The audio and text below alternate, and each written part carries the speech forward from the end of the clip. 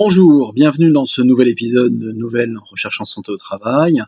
Aujourd'hui, nous allons parler d'un article hollandais qui essaye justement de montrer comment rendre visible l'impact des maladies professionnelles pour nos décideurs.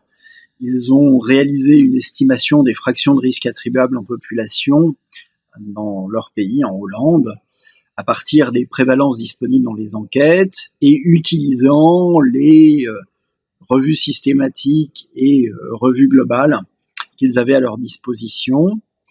Ils ont calculé parmi les 8 maladies professionnelles pour lesquelles ils avaient les prévalences et pour lesquelles ils avaient des données suffisamment robustes dans la littérature pour évaluer à la fois la prévalence de l'exposition et le risque relatif, pouvoir déterminer quelle était la prévalence, la proportion attribuable de risque en population qui variait entre 3 et 25% suivant les auteurs, ce qui veut dire, en d'autres termes, la proportion de risques ou de personnes ou de cas qui peut être évitée à partir du moment où on supprime l'exposition.